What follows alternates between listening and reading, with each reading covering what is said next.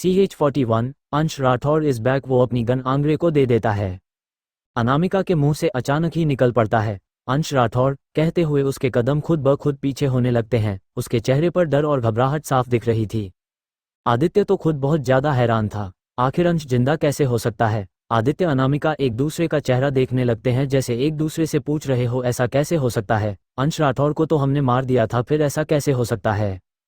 अंश अनामिका को देखकर तिरछा मुस्कुराता है और अपने असिस्टेंट आंद्रे को इशारा करता है। आंद्रे तुरंत इशारा समझकर आगे बढ़ जाता है। कुछ ही मिनट में हॉल में सिर्फ कुछ ही लोग मौजूद थे। सभी मेहमान वहां से भगा दिए गए थे।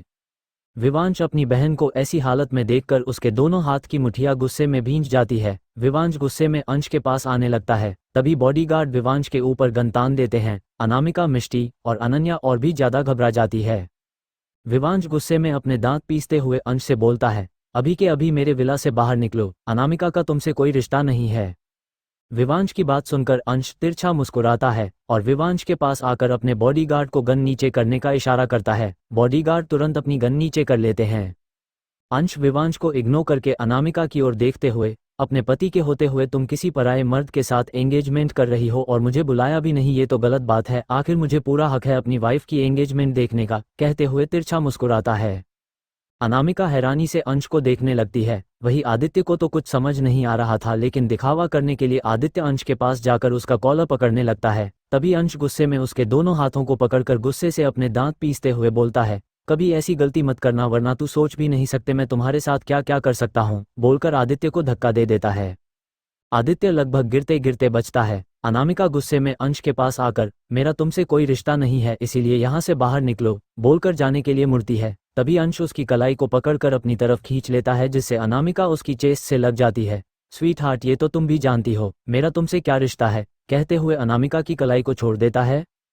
परी, जो अपनी साड़ी को ठीक करने अपने रूम में गई थी, अपने भाई की आवाज़ सुनकर परी जल्दी से रूम से निकलकर सीढ़ियों से नीचे उतरने लगती है। अंश भाई, कहते हुए परी सीढ़ियों से जल्दी जल्दी उतरने लगती है। तभी उसकी साड़ी में उसका पैर फंस जाता है और वो जैसे ही गिरने वाली होती है, तभी अंश जल्दी से भागकर परी को गिरने से बचा लेता है। सब लोग अंश और परी को देख रहे थे और यह सोच रहे थे आगे क्या होने वाला है। अंश परी को सही से खड़ा करता है। अगर अभी आपको चोट लग जाती तो आपको कितनी बार मना किया है धीरे चलने के लिए, लेकिन आप तो हमारी बात मानती ही नहीं, अंश डांटते हुए परी से बोलता है। परी मासूमियत से, आई एम सॉरी भाई, आपकी आवाज़ सुनी इसीलिए I am sorry. Vivansh Anamika अंश के चेहरे को देख रहे थे। उसके चेहरे पर अपनी बहन के लिए फिक्र साफ साफ दिख रही थी।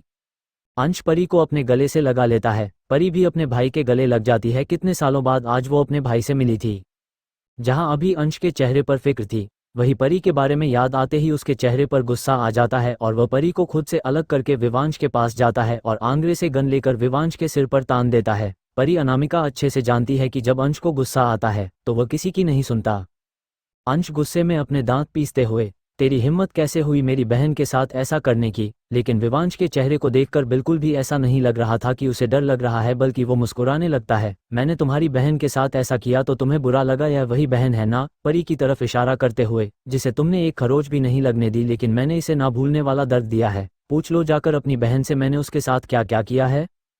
और तुम मुझसे क्या पूछ रहे हो, तुमने भी तो यही किया। तुमने मेरी बहन के साथ जबरदस्ती शादी की, उसे टॉर्चर किया। सोचो उस भाई पर क्या बीती होगी जिसने अपनी बहन को इतने नाजों से पाला, कहते हुए विवांश के चेहरे पर गुस्सा आ जाता है। वही मिस्टी अनन्या हैरान होकर विवांश को देखने लगती है। क्या ये वही विवांश था जो परी से इतनी मोहब्बत करता था, लेकिन आज वही विवांश उसकी बेइज्जती कर रहा है। CH42, तुम ऐसे परी को नहीं ले जा सकते। अनामिका तो शॉक्ड होकर अपने भाई की बात सुन रही थी। वही विवांश की बात सुनकर परी की आंखों से आंसू बहने लगे। विवांश की बातें अंश के गुस्से को और भी ज्यादा भड़का रही थी। वो अपनी बहन को देखता है जिसकी आंखों से आंसू बह रहे थे। वो कुछ बोलता इससे पहले अनामिका विवांश के पास आकर उससे बोलती है, आप तो परी भाभी से प्यार करते थे, फिर भाई आप ऐसे कैसे बोल सकते हैं। परी भाभी आपकी वाइफ है, आपने उनसे शादी की है। अनामिका आगे बोलती, तभी विवांश बीच में बोलता है, गुड़िया तुम बीच में मत बोलो, और रही बात प्यार की तो मैं परी राठौर से नफरत करता हूँ, बेइंतहा नफरत। विवांश की बातें परी को अंदर ही अंदर तोड़ रही थी। फिर गुस्से में परी के पास जाकर उसका बाजू पकड़ते हुए, तुम जानना चाहती थी ना मैं तुमसे इतनी नफरत क्यों करता हूँ, तो सुनो, मैं तुमसे नफरत इसीलिए करता हूँ क्योंकि तुम अंश राठौड़ की बहन हो, उस इंसान की बहन जिसने मेरी बहन की हंसती खेलती जिंदगी उससे छीन ली, जिस बहन की आंखों में मैंने कभी एक आंसू नहीं आने दिया। आज वही मेरी बहन सबसे छुपकर रात को रोती है, सोचो मुझ पर क्या बीतती होगी, बोलकर झटके से परी की बाजू को छोड़ देता है। परी एकदम से जमीन पर गिर जाती है। अंश जल्दी से परी के पास आकर उसे उठाता है और उसे अपने गले से लगा लेता है। परी फूट फूट कर रोने लगती है। अनामिका, मिष्टी, अनन्या को परी के लिए बहुत बुरा लग रहा था। जिस विवांश से परी ने इतना प्यार किया कि उसकी कॉल ना आने पर वो अपना खाना पीना सब कुछ छोड़ देती थी, उसी इंसान को उसके प्यार की कदर तक नहीं थी। अंश परी को खुद से अलग करता है और गुस्से में आंग्रे से, आंग्रे परी को अभी इसी वक्त यहाँ से लेकर जाओ। आंग्रे परी के पास आकर, प्लीज मैम चलिए, लेकिन परी कोई जवाब नहीं देती या फिर वो कुछ भी समझने की हालत में नहीं थी। अनामिका, मिष्टी, अनन्या परी के पास आकर परी को संभालती है।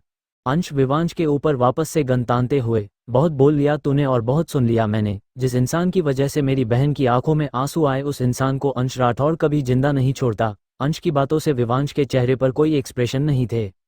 वही आदित्य मन ही मन कहता है, अरे अंश राठौड़ जल्दी मारना इसे ताकि इसके मरने के बाद इसकी बहन से शादी करके इसकी सारी प्रॉपर्टी अपने नाम कर लूँ। फिर इसकी बहन भी मेरी और इसकी प्रॉपर्टी भी जितनी इसने मेरी बेइज्जती की है इसका सारा बदला इसकी बहन से लूंगा। कहते हुए मन ही मन मुस्कुराने लगता है। इस वक्त अंश की आंखें अंगारे उगल रही थी। उसके गुस्से को देखकर आंग्रे भी डर रहा था। अनामिका जल्दी से विवोश के पास आकर अंश से, प्लीज इसे नीचे करो, मुझे डर लग रहा है। अंश अनामिका पर तंज कसते हुए, जब तुम्हें इसे चलाने से डर नहीं लगा तो अब डर क्यों लग रहा है?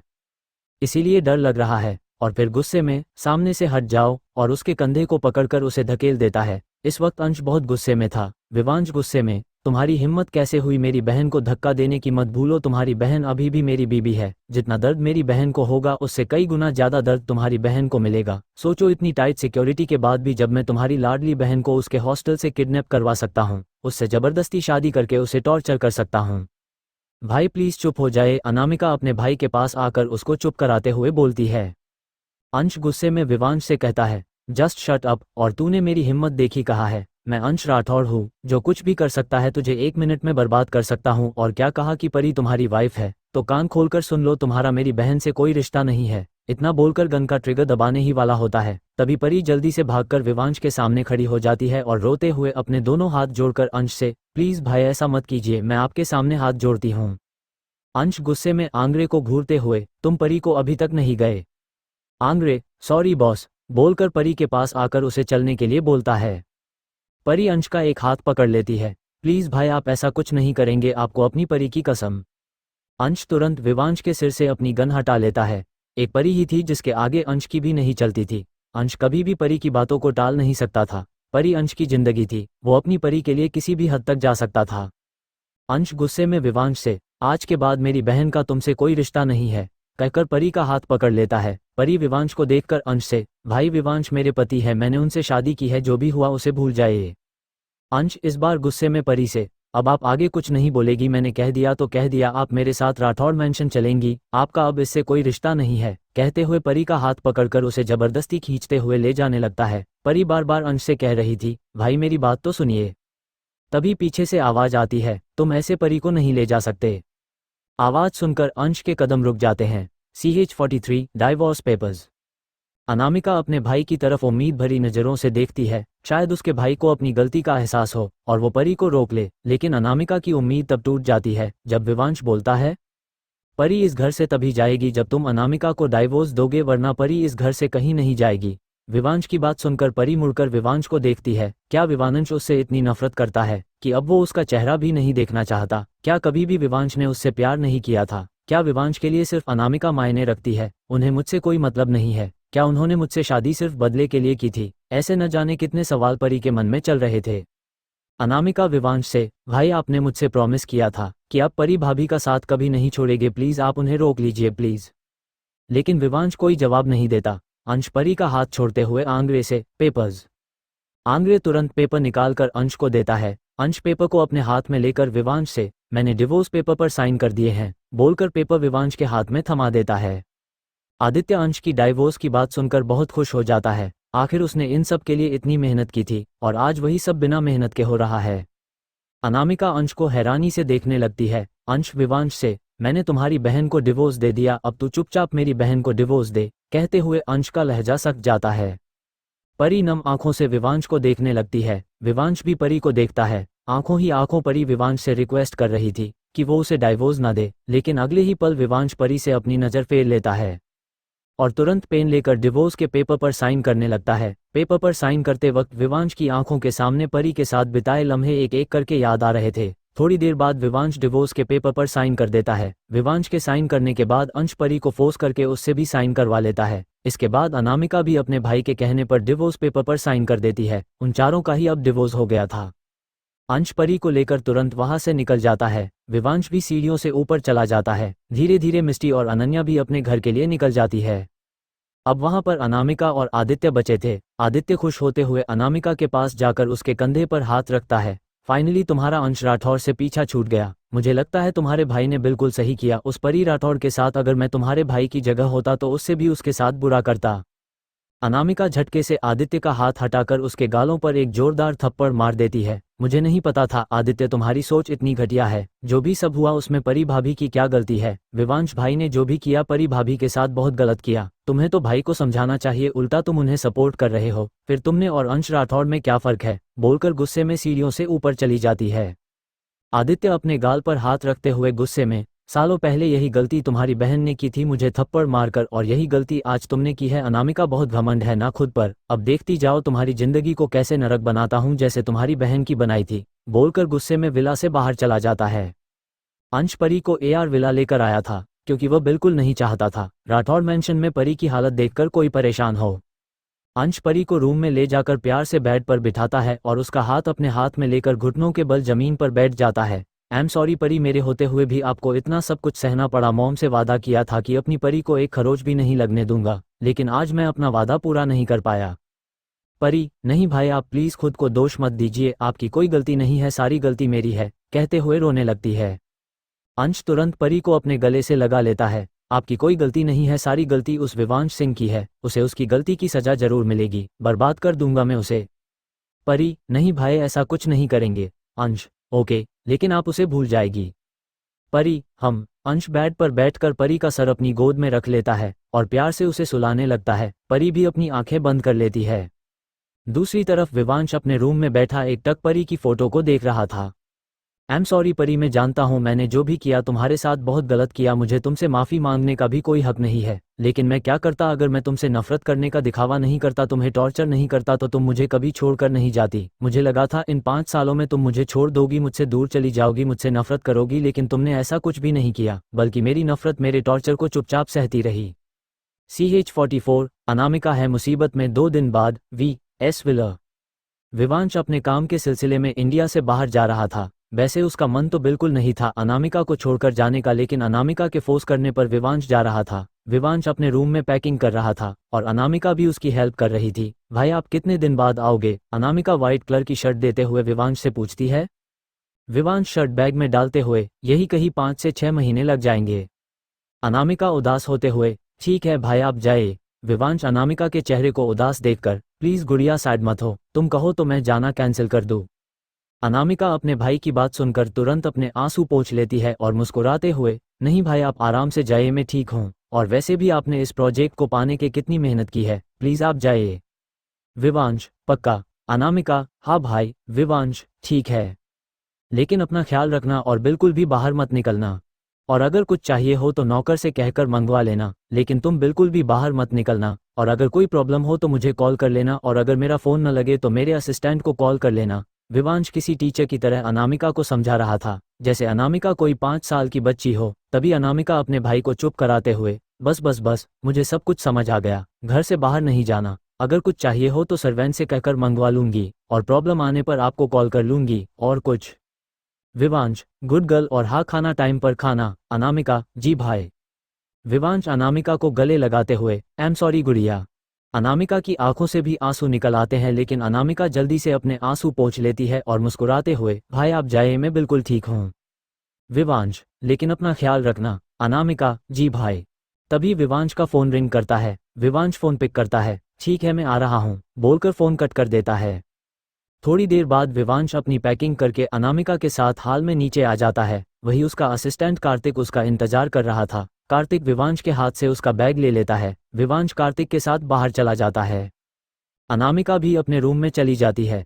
अंश परी अभी भी AR बिला में थे। वैसे तो अंश कुछ दिन बाद मुंबई अपने घर राठौड़ मैंशन जाने वाला था, लेकिन एक इम्पॉर्टेंट मीटिंग के चक्कर में उसे अपना प्लान कैंसिल करना पड़ा। अंश अपने केबिन में बैठा ब्लू कलर की फाइल को पढ़ रहा था, तभी उसके केबिन को नोक करके आंग्रे अंदर आता है। अंश बिना आंग्रे को देखें बोलो, आंग्रे, बॉस विवांश सर काम से इंडिया से बाहर गए हुए हैं और अनामिका मैडम अपने विला में बिल्कुल अकेली है, कुछ नौकर है और विला के बाहर बॉडीगार्ड का कड़ा पहरा है। अंश बिना किसी भाव के, ठीक है लेकिन नजर रखना क्योंकि दुश्मनों की कमी नहीं है, समझ रहे हो ना? Angre, yes boss. आंग्रे अपने मन में, ना बॉस अनामिका मैडम से प्यार करते हैं ना बॉस अनामिका मैडम से नफरत करते हैं, लेकिन फिर भी बॉस अनामिका मैडम की इतनी फिक्र करते हैं। पता नहीं आखिर बॉस के दिमाग में चल क्या रहा है। अनामिका मैडम ने इतना सब कुछ किया बॉस के साथ, यहाँ तक कि उन्हें जान से मारने की भी कोशिश की, फिर भी बॉस अनामिका मैडम की इतनी फिक्र करते हैं। एक हफ्ते बाद अनामिका अपने रूम में अकेली बैठी थी। कुछ भी अच्छा नहीं लग रहा, क्या करूं, बाहर भी नहीं जा सकती, भाई ने मना किया है, एक काम करती हूं ड्राइंग करती हूं। सोचकर बेड से उठकर स्टडी टेबल से ड्राइंग का सारा सामान निकालती है और एक पेज पर ड्राइंग करने लगती है। तभी उसकी आंखों के सामने पेंटिंग आने लगती है जो उसने आर विलो में देखी थी। वो पेंटिंग किसकी हो सकती है? आखिर अंश ने रागिनी दी को क्यों मारा होगा? आखिर क्या दुश्मनी होगी? यह तो पहेली उलझती ही जा रही है, कुछ भी समझ में नहीं आ रहा। तभी अनामिका का फोन रिंग करता है। अनामिका ख्यालों से बाहर आकर फोन पिक करती है। कॉल उसकी फ्रेंड मिस्टी का आ रहा था। Anamika on call, hello. Misti घबराते हुए, हेलो अनामिका, बहुत बड़ी प्रॉब्लम हो गई है।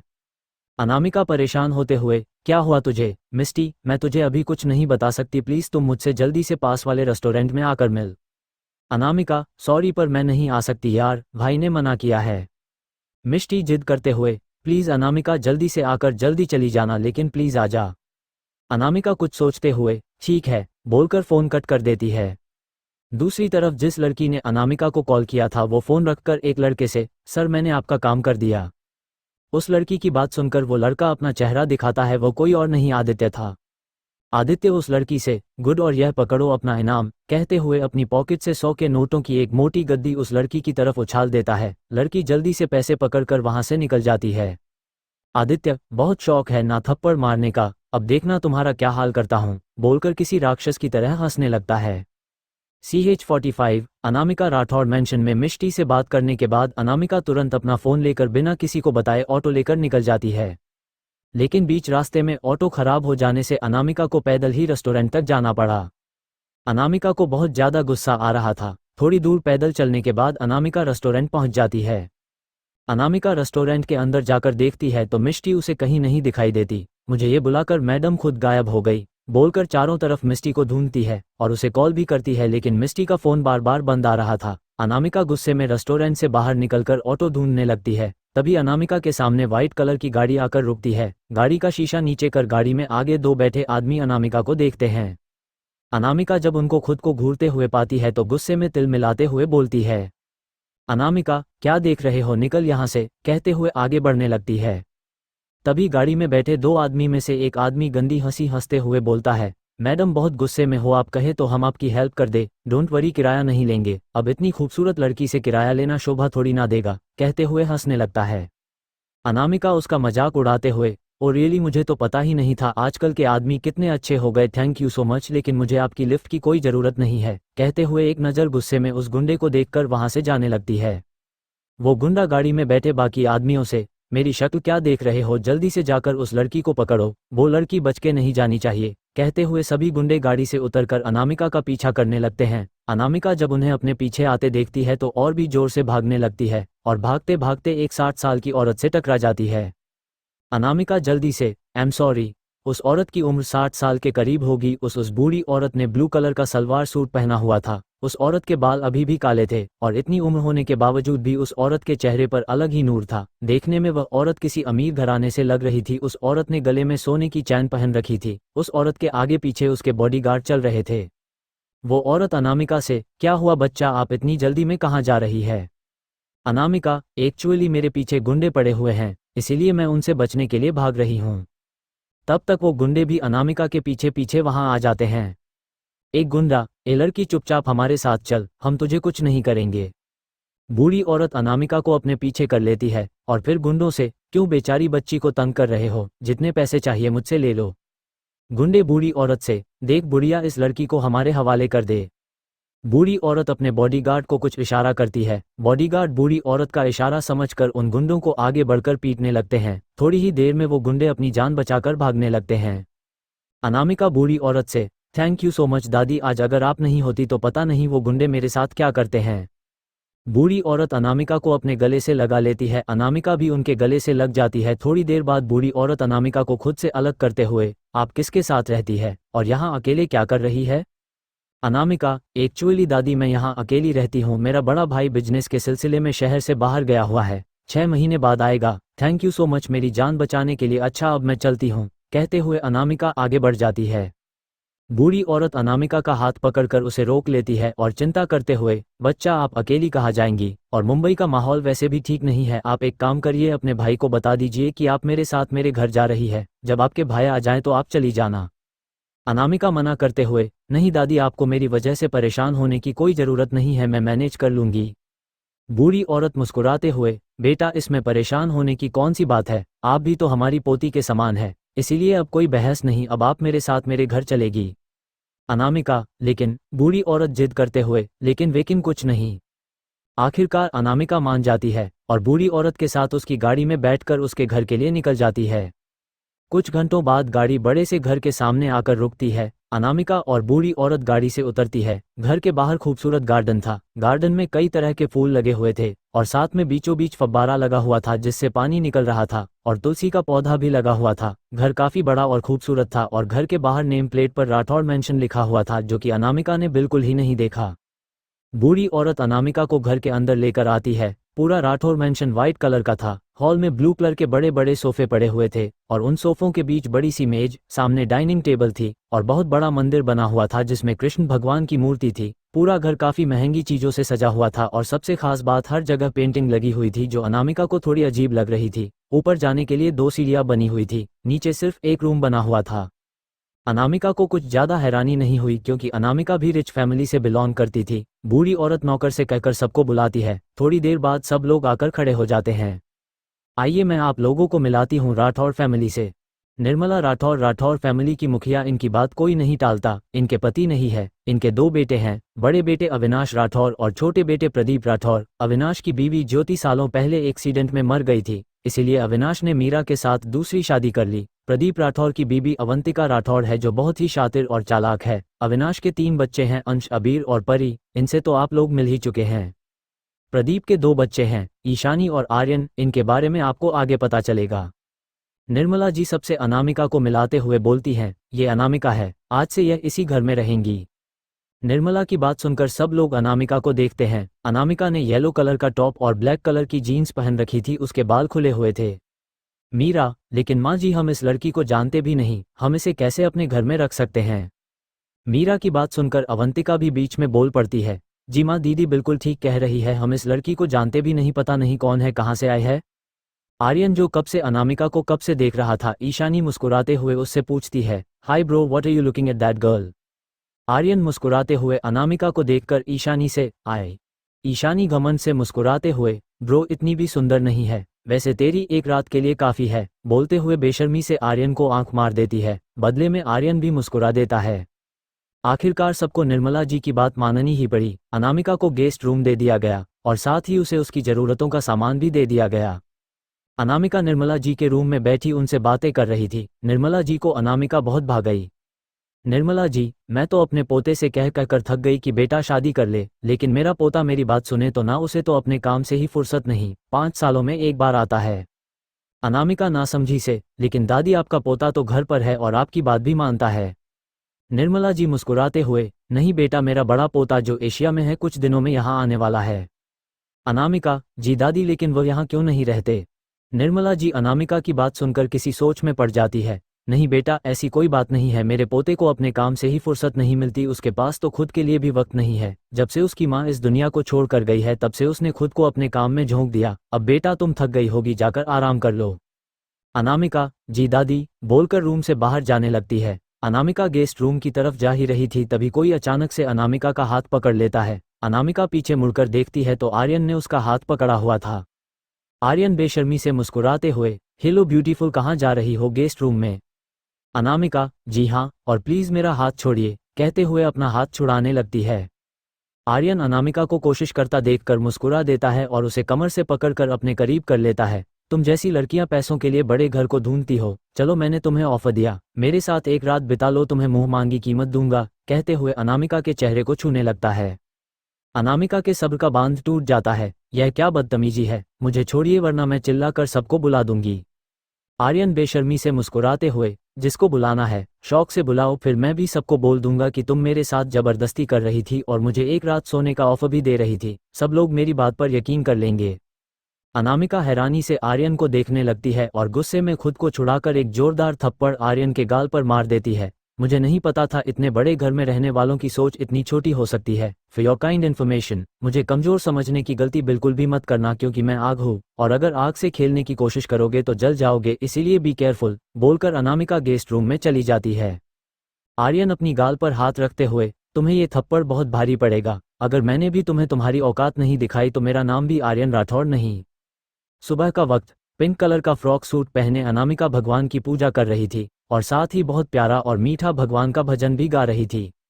निर्मला जी सो रही थी। जैसे ही उनके कानों में भजन की आवाज पड़ती है, निर्मला जी तुरंत उठकर बैठ जाती है, जल्दी से नहा धोकर पूजा के लिए नीचे आ जाती है। अवंतिका अपने दोनों कानों पर हाथ रख लेती है। ओह गॉड, म्यूजिक को बंद करो, अब क्या चैन से सो भी नहीं सकती। प्रदीप मुस्कुराते हुए, अवंतिका सुधारो खुद को और जल्दी से उठकर पूजा पाठ करो। अवंतिका गुस्से में, आपको करना है तो आप क्या कर करो और मुझे ऑर्डर मत दो और जाते टाइम म्यूजिक बंद कर देना। प्रदीप खुद में बड़बड़ाता है, तुम कभी नहीं सुधर सकती, बोलकर रूम से बाहर चला जाता है। यही हाल ईशानी और आर्यन का भी था। आखिरकार सबको नीचे आना ही पड़ा। अनामिका जब आरती करके पीछे पलटती है तो सब लोग आंख बंद हाथ जोड़े उसके पीछे खड़े थे। अनामिका सबसे पहले निर्मला जी के पैर छूकर उन्हें आरती देती है। निर्मला जी मुस्कुराते हुए, हमेशा खुश रहो और आप बहुत प्यारा गाती है, क्या आप रोज ऐसे ही हमें भजन सुना सकती है। अनामिका अपना सर हमें हिला देती है। इसके बाद अनामिका बाकी लोगों को आरती देती है। जब अनामिका ईशानी को आरती देती है तो ईशानी मुस्कुराते हुए आरती ले लेती है और धीरे से एटीट्यूड में, तुम हमारी फैमिली का मेंबर नहीं हो, इसीलिए अपनी औकात में रहो वरना मुझे लोगों को उनकी औकात दिखाना अच्छे से आता है। अनामिका मुस्कुराते हुए निर्मला जी की ओर देखती है जो मीरा से कुछ बात कर रही थी। अनामिका फिर ईशानी की ओर देखती है और उसी की टोन में, मुझे तुम्हारी फैमिली मेंबर बनने का कोई शौक नहीं, और रही बात औकात दिखाने की तो तुमने अपनी बातों से दिखा दी, कहते हुए बाकी लोगों को आरती देने लगती है। ईशानी गुस्से में अपने दांत पीसते हुए, दो कौड़ी की लड़की जिसकी नौकरानी बनने की भी औकात नहीं है, वो ईशानी राठौर से ऐसे बात करेंगी। एक बार अंश भाई को आने दो, फिर इसे पता चलेगा कि इसने यहाँ आकर जिंदगी की सबसे बड़ी गलती की है, बोलकर शातिर तरीके से मुस्कुराने लगती है। धीरे धीरे सब लोग वहां से चले जाते हैं। अनामिका आरती की थाली पूजा घर में रखने लगती है। तभी आर्यन उसके पास आकर, मुझे आरती नहीं दूंगी। अनामिका मुस्कुराते हुए, क्यों नहीं, बोलकर आर्यन को आरती दे देती है। आर्यन मुस्कुराते हुए आरती ले लेता है। थोड़ी देर बाद सब लोग डाइनिंग टेबल पर बैठे डिनर कर रहे थे। निर्मला के कहने पर अनामिका भी उन सबके साथ डिनर कर रही थी। ईशानी जली नजरों से अनामिका को घूर रही थी। आर्यन अनामिका को देखकर ईशानी से, सिस्टर क्या देख रही हो। ईशानी गुस्से में, ब्रो एक बार अंश भाई को आने दो, फिर इस लड़की की औकात तो मैं इसे दिखाऊंगी, तब तक जितना उड़ना है इसे उड़ लेने दो, कहते हुए मुस्कुराने लगती है। लेकिन आर्यन के दिमाग में तो कुछ और ही चल रहा था। इस लड़की को कहीं देखा है लेकिन कहा ये याद नहीं आ रहा। खैर छोड़ो, अंश ब्रो के आने से पहले मुझे इस लड़की से अपना बदला लेना है। तभी एक सर्वेंट आकर निर्मला जी को बताती है, सर्वेंट, बड़ी मैडम बाबा आ गए हैं। सर्वेंट की बात सुनकर सब लोग खुश हो जाते हैं और जल्दी से डाइनिंग टेबल को छोड़कर हाल में आ जाते हैं। अनामिका अभी भी डाइनिंग टेबल पर बैठी थी। ईशानी अनामिका के पास आकर, तुम यहाँ बैठी क्या कर रही हो, तुम नहीं मिलोगी। अनामिका, नहीं मैं तो जानती भी नहीं। ईशानी अनामिका को टोंट मारते हुए, जानते तो हम तुम्हें भी नहीं, फिर भी रह रही हो ना, तो चलो मैं तुम्हारी जान पहचान करवा दूंगी, कहते हुए अनामिका का हाथ पकड़ लेती है। अनामिका, छोड़ो मेरा हाथ। ईशानी, लो छोड़ दिया, कहते हुए उसका हाथ छोड़ देती है। वैसे भी मुझे तुम जैसी मिडिल क्लास लड़की का हाथ पकड़ने का कोई शौक नहीं है, बोलकर चली जाती है। अनामिका खुद से बोलती है, दादी से बात करके अपने घर चली जाऊंगी, बोलकर वह भी हाल में चली जाती है। अनामिका सबसे पीछे थी, इसीलिए उसे कुछ भी दिखाई नहीं दे रहा था। अंश निर्मला जी के पैर छूकर उनसे आशीर्वाद लेता है। निर्मला जी नम आंखों से, कितने दिनों बाद आया है, दादी की याद नहीं आती, अब की बार तुझे कहीं नहीं जाने दूंगी। अंश मुस्कुराते हुए, ओके दादी, इस बार मैं कहीं नहीं जाने वाला। इसके बाद आज अंश सबसे मिलता है। परी और अबीर भी सबसे मिलते हैं। सबके मिलने के बाद निर्मला जी उन तीनों से बोलती हैं, मैं तुम लोगों को किसी से मिलाना चाहती हूँ, अनामिका बेटा इधर आना। निर्मला जी की बात सुनकर परी और अंश शॉक्ड हो जाते हैं। CH46 अनामिका अंश के रूम में दोनों एक दूसरे का चेहरा देखने लगते हैं। अंश इधर उधर अनामिका को देखने लगता है, लेकिन वहां पर घर के सदस्यों के अलावा कोई नहीं था। निर्मला अनामिका को ना देखकर ईशानी से पूछती है, बेटा अनामिका कहाँ गई? ईशानी मुस्कुराते हुए, पता नहीं दादी, अभी तो यहाँ थी, इतनी जल्दी कहाँ गायब हो गई? परी, कोई बात नहीं दादी, हम उनसे बाद में मिल लेंगे, मैं अपने रूम में जा रही हूँ। मीरा मुस्कुराते हुए, हाँ बेटा जाकर अपने रूम में आराम कर लो, थक गई होगी। परी, यस मॉम बोलकर सीढ़ियों से अपने रूम में चली जाती है।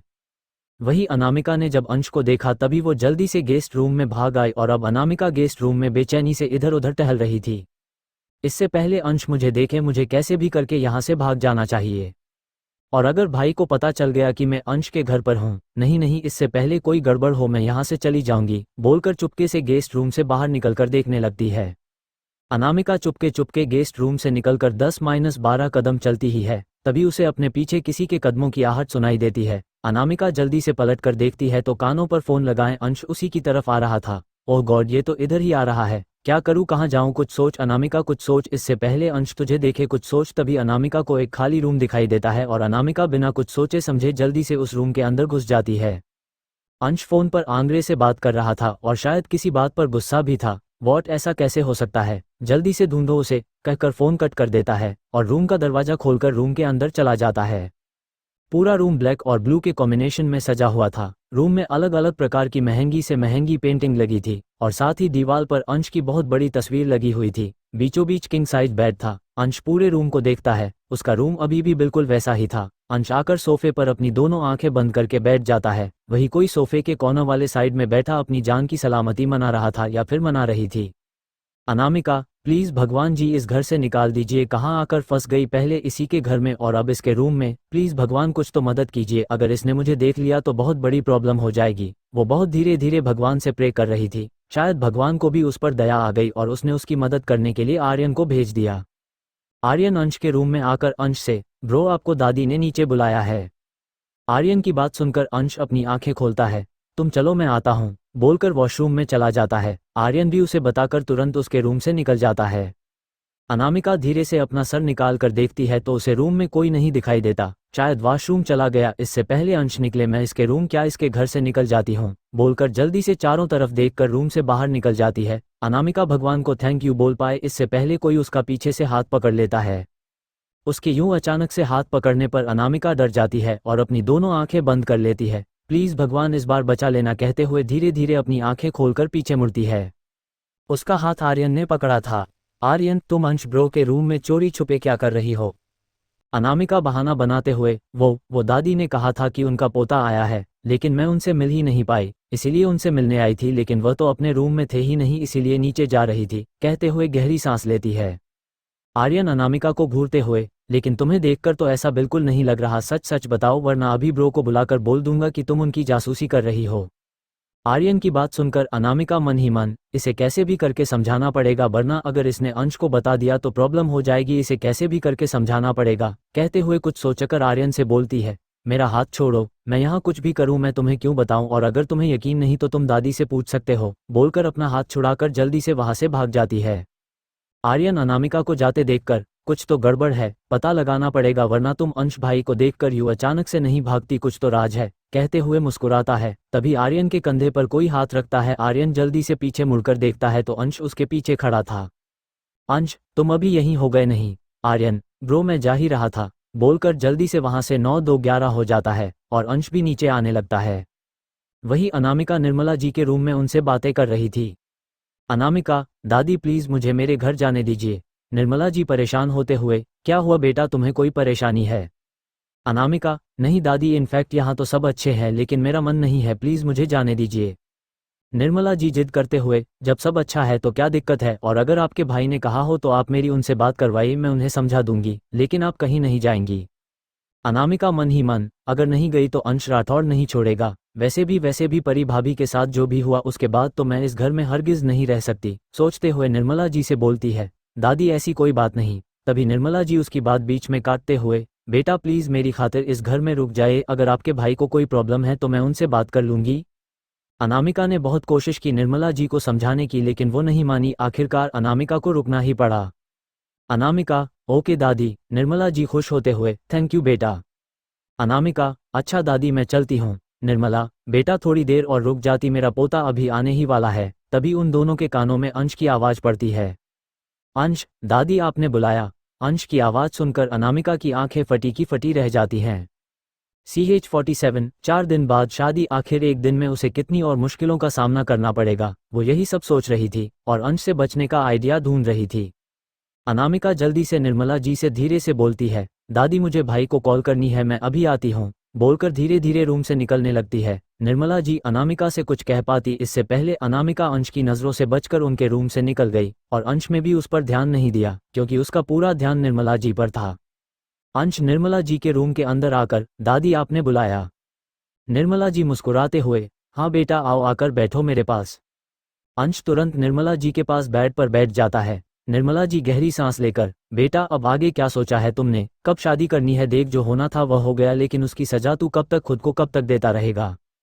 अंश बेड से उठते हुए, दादी मैं आपको पहले भी बता चुका हूँ, मुझे शादी नहीं करनी और इसकी वजह आप जानती हैं, इसीलिए प्लीज़ दादी आप मुझे फोर्स मत कीजिए। बोलकर रूम से जाने लगता है। तभी दादी चिल्लाते हुए बोलती है, जानती हूँ तू क्यों नहीं करना चाहता शादी, इसकी वजह रागिनी और उसका धोखा है ना, लेकिन बेटा हर लड़की रागिनी नहीं होती। कहते हुए निर्मला जी भी बेड से उठ जाती है और अंश के पास आकर, बच्चा मैं जानती हूँ जो भी हुआ बहुत गलत हुआ तेरे साथ, बचपन में तुझे तेरी माँ छोड़कर चली गई और उसके बाद रागिनी भी तुझे छोड़कर चली गई, लेकिन बेटा इन सब से जिंदगी नहीं रुक जाती, जिंदगी को जीने के लिए सहारे की जरूरत होती है। अंश गहरी सांस छोड़ते हुए, ओके दादी आपकी जैसी मर्जी, बोलकर बिना दादी की बात सुने रूम से बाहर चला जाता है। उसके जाने के बाद निर्मला जी खुश होकर हॉल में आ जाती हैं और एक नौकर से कहकर सबको हॉल में बुलवाती है। परी का रूम प्रिंसेस की तरह पूरा पिंक था और परी किंग साइज बेड पर आधी लेटी अपनी बीती यादों में खोई हुई थी। तभी कोई परी के दरवाजे को नोक करता है। परी अपनी बीती यादों से बाहर आकर, अंदर आ जाए कहकर सही से बैठ जाती है। अंश परी के रूम में आता है। परी अंश को अपने रूम में देखकर, भाई आप यहाँ कुछ काम था। अंश परी के पास आकर बेड पर बैठ जाता है। जो हो गया उसे भूल जाए और अपनी लाइफ और अपने फ्यूचर पर ध्यान दीजिए। परी, जी भाई नीचे चलिए, आपको दादी ने बुलाया है। जी भाई बोलकर परी अंश के साथ रूम से नीचे चली जाती है। वही अनामिका गेस्ट रूम में बैठी थी। दादी तो मान ही नहीं रही, कैसे समझाऊं उन्हें, कहते हुए अपने माथे पर हाथ रखती है। तभी अनामिका का फोन रिंग करता है। अनामिका फोन उठाकर फोन पिक करती है। Anamika on call, hello. दूसरी तरफ से आदित्य की आवाज आती है, हेलो अनामिका कैसी हो वी, विला तुमसे मिलने आया था लेकिन तुम मिली ही नहीं, तुम कहाँ हो। अनामिका गुस्से में, मैं कहीं भी हूँ, तुमसे क्या मतलब, और एक बात, मेरा तुमसे कोई रिश्ता नहीं है तो आइंदा मुझे कॉल करने की कोशिश मत करना। बोलकर फोन काटने वाली होती है। तभी आदित्य उससे कहता है, प्लीज फोन मत काटना, तुम जैसा सोच रही हो वैसा कुछ भी नहीं है, वह तो गलती से, और रियली तुम्हें लगता है तुम बोलोगे और मैं यकीन कर लूंगी। जो लड़का लड़कियों की रिस्पेक्ट ना करे उससे मेरा कोई रिश्ता नहीं। बोलकर अनामिका फोन कट कर देती है। दूसरी तरफ आदित्य गुस्से में फोन को फेंक देता है। नहीं अनामिका नहीं, तुम मुझसे अपना रिश्ता नहीं तोड़ सकती, आखिर इतना सब कुछ किया है तेरे लिए, तेरे पीछे इतनी मेहनत की है, अपनी मेहनत को इस तरह से बर्बाद नहीं होने दूंगा कभी नहीं। तुझे तो मुझसे रिश्ता जोड़ना ही पड़ेगा, चाहे इसके लिए मुझे कुछ भी करना पड़े, कहते हुए शातिर तरीके से मुस्कुराने लगता है। दूसरी तरफ अनामिका, शायद मुझसे ही गलती हो गई आदित्य को पहचानने में, लेकिन अब नहीं, मुझे उससे कोई रिश्ता नहीं रखना और कैसे भी करके राठौड़ मैंशन से निकलना होगा। तभी अनामिका के रूम में एक नौकर अनामिका को बुलाने आता है। नौकर, आपको बड़ी मैडम ने नीचे बुलाया है। अनामिका, मुझे, ठीक है तुम चलो मैं आती हूँ। नौकर, जी ठीक है बोलकर चली जाती है। अनामिका, दादी ने मुझे क्यों बुलाया, कहीं अंश ने मुझे देख तो नहीं लिया, या फिर उसे पता चल गया कि मैं राठौड़ मैंशन में हूँ, लेकिन उसने मुझे तो देखा ही नहीं, फिर उसे कैसे पता चल गया। ऐसे न जाने कितने सवाल अनामिका के दिमाग में घूम रहे थे। अनामिका अपना फोन लेकर धीरे धीरे गेस्ट रूम से निकलकर नीचे आने लगती है और दूसरी तरफ अंश भी परी के रूम से निकलकर नीचे आ रहा था, लेकिन दोनों ही एक दूसरे को नहीं देख पाते। हॉल में घर के सभी सदस्य इकट्ठे हुए थे। निर्मला जी खुश होते हुए, अंश अपनी शादी के लिए मान गया है। निर्मला जी की बात सुनकर सभी के चेहरे खुशी से खिल उठते हैं। मीरा, सच मम्मी जी, सच में अंश शादी के लिए मान गया। निर्मला अपना सर हाँ में हिला देती है। परी ईशानी अंश के पास जाकर, थैंक यू भाई इतनी बड़ी खुशी देने के लिए। अंश कुछ नहीं कहता, बदले में हल्का सा मुस्कुरा देता है। वही अनामिका ने सीढ़ियों से जब सुना कि अंश शादी करने वाला है तो उसके दिल में अजीब सा दर्द उठा। उसे समझ नहीं आ रहा था आखिर उसके साथ ऐसा क्यों हो रहा है, मुझे बुरा क्यों लग रहा है, उसकी लाइफ है, अगर उसकी शादी हो रही है तो मुझे बुरा क्यों लग रहा। आर्यन ईशानी के धीरे से कान में, सिस्टर इतना बड़ा चमत्कार कैसे हो, क्या अंश ब्रो शादी के लिए कैसे मान गए। ईशानी मुस्कुराते हुए, ब्रो कुछ भी हो मेरे लिए तो गुड न्यूज है, और अब देखना मैं क्या करती हूँ, कहते हुए अनामिका की तरफ देखती है जो सीढ़ियों पर अपने ख्यालों में गुम थी। ईशानी जोर से चिल्लाकर, अनामिका तुम वहाँ क्या कर रही हो, यहाँ नीचे आओ, कहते हुए मुस्कुराती है। ईशानी की बात सुनकर सब लोग सीढ़ियों पर देखते हैं। अंश जैसे ही अनामिका को देखता है उसका चेहरा गुस्से से लाल हो जाता है, वही परी के चेहरे पर हल्की सी स्माइल आ जाती है। अनामिका जैसे ही अंश को देखती है उसके चेहरे पर पसीना आने लगता है। ओ गॉड, अब तो मुझे भगवान भी नहीं बचा सकते। निर्मला जी मुस्कुराते हुए, अनामिका बेटा ऊपर क्या कर रही है, नीचे आइए। अवंतिका मीरा से, दीदी कहीं ऐसा ना हो मम्मी जी इसी लड़की से अंश की शादी करवा दे। मीरा गुस्से में अवंतिका से, जस्ट शट अप, अपना मुंह बंद रखो, ऐसा कुछ नहीं होगा। अवंतिका मन में, जब भाई साहब ज्योति दीदी के मरते ही आपसे शादी कर सकते हैं तो मम्मी जी के कहने पर अंश इस लड़की से शादी क्यों नहीं कर सकता। अवनी कुछ सोच, इससे पहले ये लड़की इस घर की बहू बनके आ जाए, कुछ सोच। अनामिका धीरे धीरे सीढ़ियों से उतरकर निर्मला जी के पास आती है। दादी आपने बुलाया। निर्मला, हाँ बच्चा इनसे मिलो, ये है अंश मेरा सबसे बड़ा पोता, ये परी और यह अबीर मेरे सबसे छोटे पोते, कहते हुए अनामिका को तीनों से मिलवाती है। अबीर आगे आकर अनामिका से, हेलो अनामिका। अनामिका को समझ नहीं आ रहा था कि वो क्या करे, तभी परी स्माइल करते हुए निर्मला जी से बोलती है, दादी मैं अनामिका को जानती हूँ, यह मेरी बेस्ट फ्रेंड है, एशिया में मेरे साथ ही पढ़ती थी। निर्मला जी मुस्कुराते हुए, ये तो अच्छी बात है परी, अब आप ही इन्हें समझाइए, मैंने इन्हें यहाँ रुकने के लिए कहा लेकिन आपकी फ्रेंड है कि मान ही नहीं रही। परी, दादी मैं अनामिका से बात कर लूंगी, है ना अनामिका, कहते हुए अनामिका को देखती है। वही अनामिका तो अंश को देख रही थी जो उसे ही गुस्से से घूर रहा था। अनामिका मन में, देख तो ऐसे रहा है जैसे कच्चा चबा जाएगा, इससे पहले यह मुझे खाए कुछ तो करना पड़ेगा। मीरा निर्मला जी से, मेरी फ्रेंड की बेटी है आयशा है, आप कहे तो मैं उनसे बात करूं। निर्मला, नहीं मीरा, मैंने अंश के लिए पहले से ही एक लड़की पसंद कर रखी है। सब लोग हैरानी से निर्मला जी को देखते हैं। सबको हैरान देखकर निर्मला जी मुस्कुरा देती है, आप लोग मुझे इस तरह मत देखिए, मुझे पहले ही पता था अंश मेरी बात इस बार नहीं टालेगा। और फिर अनामिका से, आप मेरी मदद करेगी ना। अनामिका, जी। अंश अनामिका को देखते हुए निर्मला जी से, दादी मैं 4 दिन में शादी करना चाहता हूँ, उसके बाद मैं शादी नहीं करूंगा, कहते हुए सीढ़ियों से ऊपर चला जाता है। अंश की बात सुनकर सब लोग शॉक्ड हो जाते हैं, वही अनामिका को अंश की बात सुनकर बहुत बुरा लगता है। अवंतिका, लेकिन हम इतनी जल्दी शादी की तैयारियां कैसे करेंगे, इतनी सारी रस्म होती है। मीरा भी अवंतिका की बात पर राजी होते हुए बोलती है, अवंतिका बिल्कुल सही कह रही है, आखिर इतनी जल्दी शादी की तैयारियां कैसे करेंगे। निर्मला, भगवान की कृपा से सब हो जाएगा, मैं एक काम करती हूँ, लड़की वालों को फ़ोन करके आज बुला लेती हूँ और सारी बात करने के बाद कल से शादी के फंक्शन स्टार्ट कर देंगे, सब हो जाएगा। अनामिका आप मेरी मदद करेगी ना। अनामिका मजबूरी में, जी दादी, दादी मैं अभी आती हूँ, बोलकर अनामिका भी सीढ़ियों से अपने रूम में चली जाती है। अनामिका गेस्ट रूम की तरफ जा ही रही थी तभी अनामिका का हाथ पकड़ लेता है। अनामिका को लगता है कि आर्यन ने उसका हाथ पकड़ा होगा। अनामिका गुस्से में चिल्लाते हुए बोलती है, हाउ डेयर यू, तुम्हारी हिम्मत कैसे हुई मेरा हाथ पकड़ने की, बोलकर जैसे ही पीछे मुड़ती है अंश को देखकर शॉक रह जाती है। अंश गुस्से में अनामिका की कलाई को जोर से दबाते हुए उसकी आंखों में देखते हुए, और तुम्हारी हिम्मत कैसे हुई राठौड़ मेंशन आने की, अब क्या चाहती हो, क्यों आई हो। अनामिका, तुम गलत समझ रहे हो, मैं अपनी मर्जी से यहाँ नहीं आई, मैं तो जा ही रही थी। अनामिका अपनी सफाई दे ही रही थी तभी अंश अनामिका के हाथ को मोड़कर उसकी पीठ से लगा देता है और गुस्से में, तुम्हारे भाई ने जो मेरी बहन के साथ किया उसके बाद तुम्हें लगता है मैं तुम्हें इतनी आसानी से छोड़ दूंगा, नहीं अनामिका नहीं। और फिर मुस्कुराते हुए, खैर ये छोड़ो, 4 दिन बाद मैं शादी करने वाला हूँ और मैं चाहता हूँ शादी की सारी तैयारी तुम करो। अनामिका हैरानी से अंश को देखने लगती है। CH48, परी का विवांश से बात करना। अनामिका अंश को समझाते हुए, मैं जानती हूँ विवांश भाई ने परी भाभी के साथ जो किया वह गलत किया। तभी अंश गुस्से में चिल्लाते हुए बोलता है, जस्ट शट अप, अपनी जबान से मेरी बहन का नाम मत लेना और जो काम बोला है उसे करोगी तो तुम्हारे लिए बेहतर होगा, बोलकर अंश अनामिका का हाथ छोड़ देता है। अनामिका का पर भी हाई हो जाता है, तुम्हारा दिमाग खराब हो गया, तुमने सोच भी कैसे लिया कि मैं तुम्हारी शादी की तैयारी करूंगी, और एक बात, मुझे कोई इंटरेस्ट नहीं है तुम्हारी शादी देखने का, इसीलिए मैं दादी से कहकर अभी के अभी राठौर मेंशन से जा रही हूँ। अनामिका की बात सुनकर अंश जोर जोर से हंसने लगता है। हाँ तुम्हें लगता है अनामिका राठौर मेंशन से निकलना इतना आसान है, और अगर तुमने गलती से भी यहाँ से निकलने की कोशिश की तो मैं तुम्हारे भाई को जान से मरवा दूंगा, और तुम जानती हो अंश राठौर जो बोलता है वो करके रहता है। अनामिका की आंखों में आंसू आ जाते हैं, तुम मुझे इस तरह मजबूर नहीं कर सकते मिस्टर अंश राठौर। अंश तिरछा मुस्कुराता है और बिना मुड़े जवाब देता है, अंश राठौर कुछ भी कर सकता है, बोलकर वहां से चला जाता है।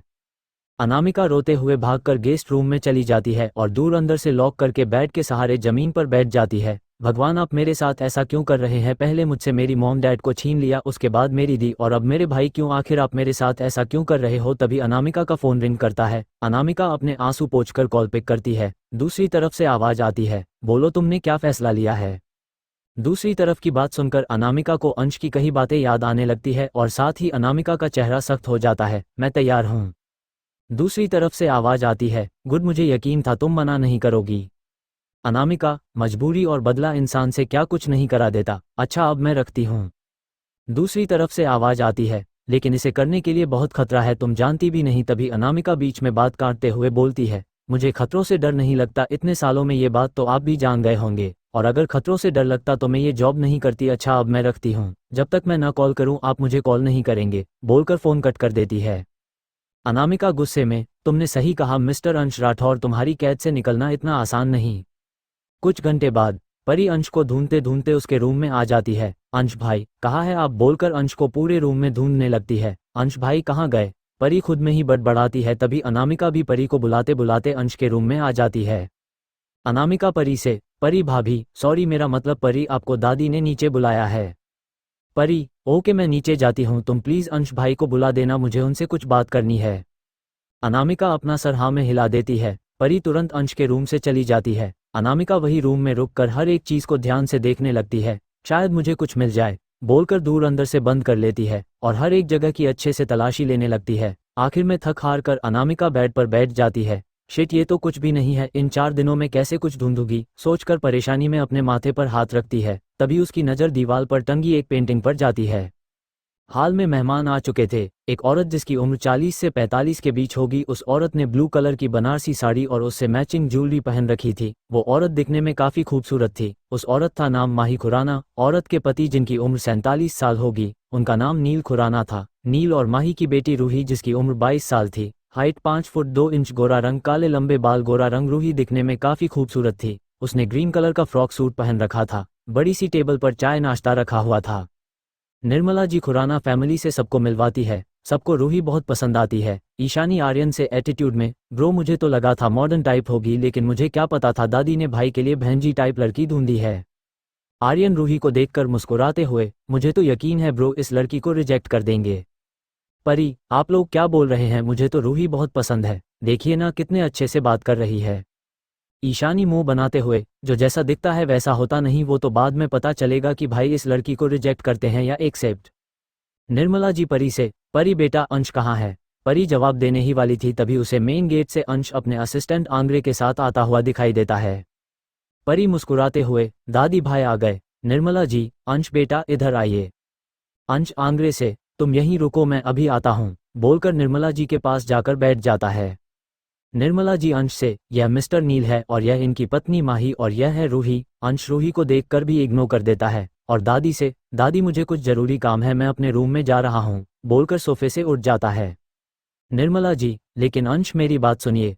लेकिन अंश उनकी कोई बात नहीं सुनता और सीढ़ियों से जाने लगता है। नील जी निर्मला जी से बोलते हैं, कोई बात नहीं बहन जी, हम समझते हैं, तो क्या हम इस रिश्ते को पक्का समझें? परी भी अंश के पीछे पीछे सोफे से उठकर सीढ़ियों से ऊपर चली जाती है। निर्मला जी, हाँ बिल्कुल, और मैंने बाकी सब तो आपको बता ही दिया है, तैयारी की चिंता आप मत कीजिए, शादी की तैयारी हो जाएगी। माही मुस्कुराते हुए, जी हाँ बिल्कुल, आपके होते हुए चिंता किस बात की? अवंतिका मुंह बनाते हुए मीरा से, मम्मी जी को इतना खर्चा करने की क्या जरूरत है? मीरा, जस्ट शट अप और अपने काम पर ध्यान दो, मैंने फोन करने को कहा था, कर दिया।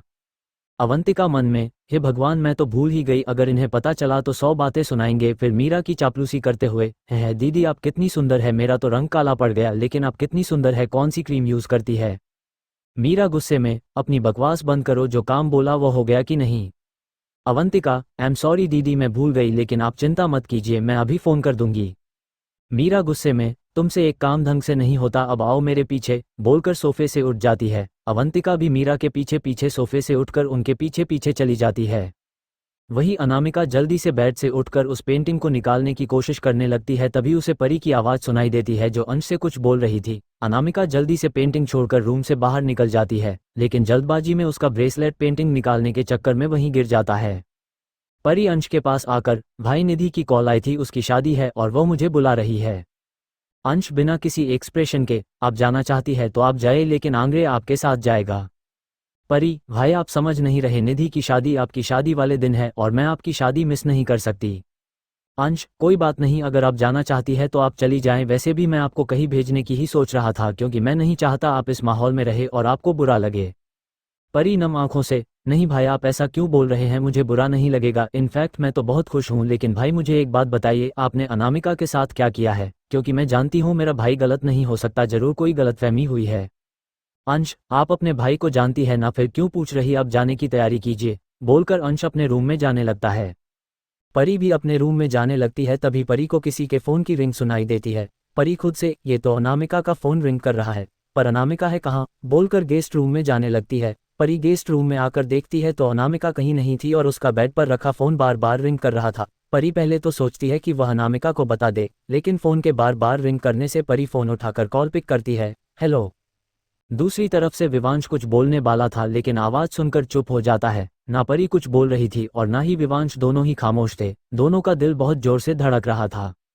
कुछ बातें लफ्जों से बयां नहीं होती, पर खामोशी सब कुछ बयां कर देती है। यही हाल इस वक्त परी और विवांश का था। दोनों खामोश एक दूसरे की दिल की धड़कन सुन रहे थे। थोड़ी देर बाद खामोशी तोड़ते हुए विवांश की सख्त आवाज आती है, हेलो कौन। विवांश समझ गया था कि आवाज परी की है, लेकिन फिर भी कंफर्म करते हुए पूछता है, परी, हेलो मैं अनामिका की फ्रेंड बोल रही हूँ। अनामिका यहाँ है? नहीं, जब आ जाएगी तब आप उससे बात कर लेना, बोलकर बिना विवांश की बात सुने फ़ोन कट कर देती है।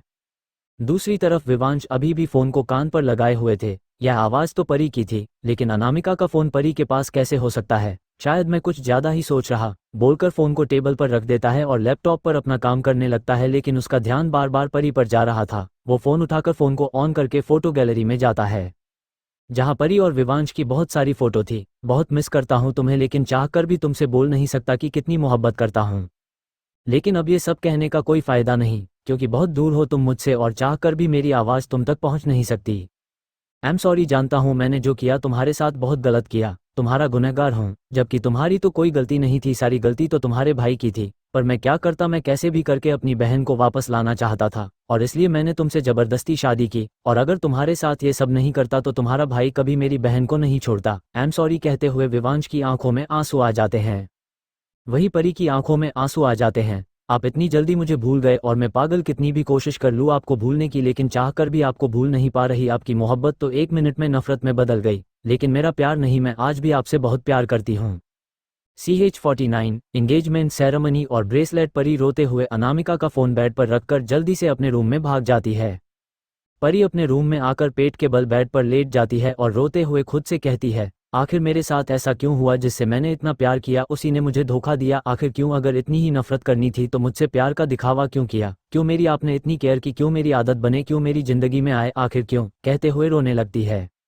दूसरी तरफ सबको रूही बहुत पसंद आ गई थी, इसीलिए कल अंश और रूही की एंगेजमेंट सेरेमनी रखी गई थी। लेकिन अंश ने एक बार भी रूही को नहीं देखा था, या फिर यूं कहें उसे रूही को देखने में कोई इंटरेस्ट नहीं था। वो तो सिर्फ निर्मला जी की वजह से रूही से शादी कर रहा था, लेकिन शादी करने की एक और वजह है जो सिर्फ अंश ही जानता है। पूरे राठौड़ मैंशन को अच्छे से सजाया जा रहा था, अगर कुछ भी कमी हुई तो अंश उन सब का क्या हाल करेगा वो लोग अच्छे से जानते थे, इसीलिए सब लोग मन लगाकर काम कर रहे थे। निर्मला जी अनामिका से जो उनके साथ बैठी तैयारी देख रही थी उससे बोलती है, बेटा देखकर आओ अंश तैयार हुआ कि नहीं। अनामिका जाना तो नहीं चाहती थी, लेकिन वह दादी की बात भी नहीं टाल सकती थी, इसीलिए अपना सर हाँ मिलाकर सीढ़ियों से अपने रूम में जाने लगती है। अवंतिका जो सवेंस को समझा रही थी, अनामिका के अंश के रूम में जाने पर मीरा के पास आकर बोलती है, मम्मी जी को क्या जरूरत है अनामिका को अंश के रूम में भेजने की, कहीं ऐसा ना हो मम्मी जी रूही की जगह अनामिका को शादी के मंडप में बिठा दे और वो आपकी बहू बनकर आ जाए। मीरा गुस्से में अनामिका को देखते हुए, ऐसा कभी नहीं होगा और तुम जाकर अपने काम पर ध्यान दो, अंश अनामिका से कभी शादी नहीं करने वाला, मीरा कॉन्फिडेंस से बोलती है। अवंतिका मुंह बनाते हुए, होने को तो बहुत कुछ हो सकता है दीदी, एग्जाम्पल तो आप ही है, आपने नहीं कैसे भाई साहब को अपने प्यार में फंसाकर उनसे शादी कर ली, जब भाई साहब आपसे शादी कर सकते हैं तो अंश अनामिका से क्यों नहीं। अवंतिका की बात सुनकर मीरा को गुस्सा आ जाता है और वो गुस्से में अनामिका को घूरती है। अवंतिका तुरंत अपने मुंह पर हाथ रख लेती है। मीरा गुस्से में अवंतिका को घूरते हुए वहां से चली जाती है। अवंतिका मन में, इससे पहले अनामिका मीरा की तरह अंश को अपने जाल में फंसा ले, मुझे कुछ करना होगा, बोलकर कुछ सोचती है। अंश अपने रूम में तैयार हो रहा था, वही उसके रूम में आर्यन, अबीर, परी और ईशानी थी। ईशानी घमंड में बेड से उठते हुए अंश से बोलती है, ब्रो आप उस लड़की को देख तो लीजिए, उसके बाद एंगेजमेंट करने का डिसीजन लेना। परी ईशानी को समझाते हुए, ईशानी मैंने तुम्हें कितनी बार मना किया है लेकिन तुम। तभी आर्यन भी बीच में बोल पड़ता है, परी सिस ईशानी बिल्कुल ठीक कह रही है, मुझे भी रूही बिल्कुल पसंद नहीं, पता नहीं दादी को कैसे पसंद आ गई। अंश चुपचाप मिरर के सामने खड़ा अपने बालों को सेट कर रहा था, उसे इन सब की बातों से कोई फर्क नहीं पड़ रहा था। अबीर सबसे बोलता है, गाइस तुम लोगों को टेंशन लेने की क्या ज़रूरत है, जब अंश भाई को कोई प्रॉब्लम नहीं है तो आप लोगों को क्यों, इनफैक्ट हम लोगों को तो खुश होना चाहिए कि बिजनेस टाइकून मिस्टर अंश राठौर फाइनली शादी कर रहे हैं। तभी अनामिका डोर पर नोक करती है, आपको दादी ने बुलाया है। ईशानी मुंह बनाते हुए आर्यन से, इसी की कमी थी। अंश अनामिका को एक नज़र देखकर अंश सबसे बोलता है, तुम लोग जाओ मैं अभी आता हूँ। जी भाई बोलकर ईशानी अनामिका को एक नज़र गुस्से में देखकर रूम से बाहर निकल जाते हैं। अनामिका भी जाने वाली होती है, तभी अंश अनामिका के पास आकर उसका हाथ पकड़ लेता है, यह क्या बदतमीजी है, मेरा हाथ छोड़िए, कहते हुए अपना हाथ छुड़ाने लगती है। अंश अनामिका को देखकर तिरछा मुस्कुराता है, बदतमीजी अभी मैंने शुरू कहाँ की है। अनामिका कड़वी मुस्कुराहट लिए अंश से बोलती है, आप भूल रहे हैं मिस्टर राठौर, आज आपकी रूही के साथ एंगेजमेंट है तो प्लीज़ मुझ पर ध्यान ना देकर उस पर ध्यान दीजिए। अंश अनामिका को अपने करीब खींच लेता है और ताना मारते हुए, तुम्हें मेरी या मेरी होने वाली वाइफ की टेंशन लेने की कोई ज़रूरत नहीं है, वैसे कल मेरे रूम में क्या कर रही थी। अंश की बात सुनकर अनामिका के चेहरे का रंग उतर जाता है, मैं तुम्हारे रूम में क्या करूंगी, तुम्हें कोई गलतफहमी हुई है। लंका की बात सुनकर अंश डेविल स्माइल करता है और अनामिका के दोनों कंधों को पकड़कर दीवार से सटा देता है। अनामिका की धड़कन बहुत तेज हो जाती है, अगर तुम मेरे रूम में नहीं थी तो तुम्हारा ब्रेसलेट मेरे रूम में क्या कर रहा था, कहते हुए अपनी पॉकेट से डायमंड का ब्रेसलेट निकालकर अनामिका को दिखाता है। अनामिका का चेहरा डर से सफ़ेद पड़ जाता है। CH50 मौत का सच और अंश का प्यार। वो कभी ब्रेसलेट को देखती तो कभी अंश को, उसे समझ नहीं आ रहा था कि वो क्या बोले। उसका ब्रेसलेट अंश हाथों में था, वो ये भी नहीं बोल सकती थी कि यह ब्रेसलेट उसका नहीं है। अंश गुस्से में अनामिका को घूरता है और उसका हाथ अपने हाथ में लेकर उसे वो ब्रेसलेट पहना देता है। मेरी लाइफ से जितना दूर रहोगी उतना तुम्हारे लिए बेहतर होगा, क्योंकि अंश राठौर दोबारा मौका नहीं देता। अनामिका अपने हाथ को छुड़ाते हुए अंश के लहजे में, और कोई चाहे कितनी कोशिश कर ले सच को छुपाने की, लेकिन सच एक न एक दिन सबके सामने आ ही जाता है। अनामिका की बात सुनकर अंश अनामिका का हाथ छोड़ देता है और जोर जोर से हंसने लगता है, हा हा, और फिर गुस्से में अनामिका की तरफ मुड़कर, क्या जानना चाहती हूँ यही कि मैंने रागिनी को क्यों मारा और मेरा उससे क्या रिश्ता है, ये राज राज ही रहेगा, तुम कभी भी इस राज तक नहीं पहुँच सकती, बोलकर रूम से बाहर चला जाता है। अंश के जाने के बाद अनामिका की आंखों में नमी तैर जाती है। मैं रागिनी दी के मर्डर का राज जानकर ही रहूंगी, और मैं जानती हूँ तुम ही ने रागिनी दी का मर्डर किया है, बोलकर रूम से जाने लगती है। अनामिका जा ही रही थी तभी कोई अनामिका के सिर के पीछे से डंडा मार देता है और अनामिका बेहोश हो जाती है। वो शख्स अनामिका का एक हाथ पकड़कर घसीटता हुआ एक रूम में ले जाकर छोड़ देता है और जल्दी से गेट बंद करके बाहर निकल आता है। दूसरी तरफ एक बड़ा सा घर था, लेकिन देखने से लग रहा था कि उस घर की काफ़ी सालों से सफाई नहीं हुई है। वहीं एक रूम के जमीन पर एक लड़की लेटी हुई थी। उस लड़की के बाल बिखरे हुए हुए थे। उस लड़की की आंखें भी हल्की सूजी हुई थी, लेकिन फिर भी वो लड़की बहुत खूबसूरत थी। उस लड़की ने येलो कलर का फ्रॉक सूट पहन रखा था जो उसकी बाजू से फटा हुआ था। तभी उस रूम में एक आदमी एक औरत आती है। औरत हल्की सी मोटी थी और अपने मुंह में पान चबा रही थी। वो लड़का उस लड़की को देखकर मुस्कुराता है और फिर मोटी औरत से, क्या हाल है, इस लड़की के अकड़ चली गई या अभी भी है, वैसे देखने में तो काफ़ी बुरी हालत लग रही है, ज़्यादा मारा पीटा था क्या, अब ऐसा है ना, अपने प्यार को इस हालत में देख नहीं सकता, कहते हुए बेशर्मी से मुस्कुराता है। उस लड़के ने अपने मुंह को कवर किया हुआ था। लड़के की बात सुनकर मोटी औरत मुस्कुराती है, साहब आप ही ने तो कहा था इस लड़की की अच्छे से खातिरदारी करने का, मैंने तो अपना काम किया है, कल खाना खिला रही थी लेकिन खाया नहीं, इसीलिए इसके साथ मारपीट करनी पड़ी, वैसे साहब मैं क्या बोल रही हूँ, इस लड़की की बहुत अच्छी कीमत आ रही है, आप कहे तो। वो बोल ही रही थी तभी वह लड़का चिल्लाते हुए बोलता है, रूम से बाहर जाओ। उस लड़के को चिल्लाता देखकर वो औरत जल्दी से रूम बंद करके बाहर चली जाती है। उस औरत के जाने के बाद वो लड़का अपने चेहरे से मास्क उतारता है। वो कोई और नहीं आदित्य था। आदित्य उस लड़की को देखकर बेशर्मी से मुस्कुराता है, जान अगर मेरी बात मानती तो यह हालत नहीं होती, लेकिन नहीं, तुम्हें तो प्यार का भूत चढ़ा था, कहते हुए आदित्य के चेहरे पर गुस्सा आ जाता है और गुस्से में पास रखे गिलास का पानी उस लड़की के ऊपर डाल देता है, जिससे उस लड़की को धीरे धीरे होश आने लगता है और वो लड़की अपनी आंखें खोलकर देखती है तो सामने आदित्य को देखकर डर से कांप जाती है और खुद में ही सिमटने लगती है। आदित्य उस लड़की को देखकर मुस्कुराता है और उस लड़की के पास जाकर उसे बालों से पकड़कर उठाता है। वह लड़की दर्द से तड़प उठती है। आह आह कहते हुए वो लड़की अपने बालों को छुड़ाने की कोशिश करने लगती है। आदित्य उस लड़की के बालों को छोड़कर उसके गालों पर एक जोरदार थप्पड़ मार देता है, जिससे वो लड़की वापस गिर जाती है। आदित्य उस लड़की के बाल पकड़कर खाना क्यों नहीं खा रही? चुपचाप खाना खा, क्योंकि तेरा जिंदा रहना मेरे लिए बहुत जरूरी है। लड़की रोते हुए लेकिन गुस्से में, मैं खाना नहीं खाऊंगी, तुम्हें जो करना है तुम करो, आखिर मैंने तुम्हारा क्या बिगाड़ा था? क्यों कर रहे हो मेरे साथ ऐसा? प्लीज मुझे जाने दो।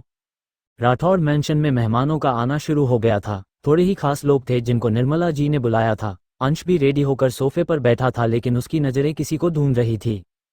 परी अंश के पास जाकर उससे पूछती है, क्या हुआ भाई, किसी को ढूंढ रहे हो? अंश, नहीं, आप एक काम करेगी, आप जाकर आंग्रे को बुला दीजिए। परी मना करते हुए, अगर दादी को पता चल गया तो गुस्सा हो जाएंगी, आप प्लीज अपनी एंगेजमेंट पर ध्यान दीजिए ना। अंश मुस्कुराते हुए, ओके बाबा, आप जानती हैं आपकी बात आपका भाई नहीं टाल सकता, लेकिन आप भी मेरी बात सुनिए, आप अपनी फ्रेंड की शादी में जा रही है और मुझे कोई बहाना नहीं चाहिए। परी, ओके भाई, मुझे पता है आप जो भी करेंगे मेरे अच्छे के लिए करेंगे। अंश मुस्कुरा देता है, अब जाकर आंग्रे को बुला दीजिए। परी ओके भाई बोलकर आंग्रे को बुलाने चली जाती है। अंश अपने मन में, अनामिका कहीं दिख नहीं रही, कहीं कुछ गड़बड़ तो नहीं, कहते हुए उसका मन बेचैन होने लगता है। तभी उसे माही और नील के साथ ब्लू कलर का लहंगा पहने रूही आती दिखाई देती है। माही नील रूही को अंश के बगल में बिठा देते हैं। रूही अंश को देखने लगती है और मन ही मन, ओएमजी कितना हैंडसम है और साथ में कितने पैसा वाला, मेरी तो लाइफ ही सेट हो गई, कहाँ वो नीलेश भिखारी कहीं का और कहाँ ये हैंडसम, कहते हुए उसके चेहरे पर स्माइल आ जाती है। वही अंश ने एक बार भी रूही को देखा तक नहीं था। आर्यन अनामिका को ना देखकर ईशानी से, सिस अनामिका कहाँ है, कहीं दिख नहीं रही। ईशानी घमंड से मुस्कुराते हुए, होगी यही गई, इन मिडिल क्लास लड़कियों का यही काम, कोई अमीर लड़का देखा नहीं कि उसे फंसाने चल दी। आर्यन मन में, जहां तक मैंने देखा है अनामिका को वो उस टाइप की लड़की तो है नहीं, कहाँ गई ढूंढना पड़ेगा, कहते हुए सीढ़ियों से ऊपर चला जाता है। थोड़ी देर बाद आंग्रे अंश के पास आता है। अंश आंग्रे को लेकर सोफे से उठकर वहां से जाने लगता है, तभी निर्मला जी अंश को रोकती है। निर्मला, बेटा कहाँ जा रहे हो, कुछ देर में एंगेजमेंट शुरू होने वाली है। अंश निर्मला को समझाते हुए, दादी कुछ इम्पोर्टेंट काम है, अभी आ जाऊंगा, बोलकर आंग्रे के साथ सीढ़ियों से ऊपर चला जाता है। निर्मला अंश को जाते देखकर, इस लड़के को काम के अलावा कुछ दिखता ही नहीं, एक बार शादी हो जाने दो, अपने आप सुधर जाएगा, बोलकर बाकी मेहमानों से बात करने लगती है। अंश एक रूम के बाहर खड़ा आंग्रे से कुछ बात कर रहा था और वही उस रूम के अंदर अनामिका बेहोश लेटी हुई थी। अंश, मैं चाहता हूं तुम परी को लेकर कुछ दिनों के लिए यहां से चले जाओ, मैं नहीं चाहता मेरी बहन थोड़ा भी दुखी हूं, समझ रहे हो ना? Angre, yes boss. अंश बिना एक्सप्रेशन के, मैंने तुमको अनामिका पर नजर रखने को कहा था, अनामिका कहाँ है, कहीं दिख नहीं रही। आंग्रे थोड़ा घबराते हुए, पता नहीं बॉस, मैं तो अनामिका मैडम पर नजर रखे हुए था, पता नहीं अचानक से कहाँ चली गई। अंश, जल्दी से जाकर अनामिका को ढूंढो, अगर उसे कुछ भी हुआ तो तुम जानती हो, जाओ जाकर ढूंढो, कहकर सीढ़ियों से नीचे चला जाता है। आंग्रे अपने मन में, अभी तो मैडम यही थी, इतनी जल्दी कहाँ चली गई, कहते हुए अनामिका को ढूंढने लगता है।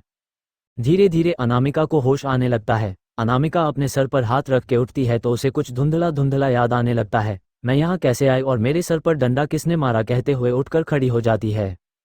उस रूम में बहुत सारा पुराना सामान रखा हुआ था, देखने में वो स्टोर रूम जैसा लग रहा था। अनामिका गेट खोलने की कोशिश करती है लेकिन डोर बाहर से लॉक था। खोलो प्लीज, मैं अंदर हूँ, कोई तो खोलो, कहते हुए दरवाजा खटखटाती है।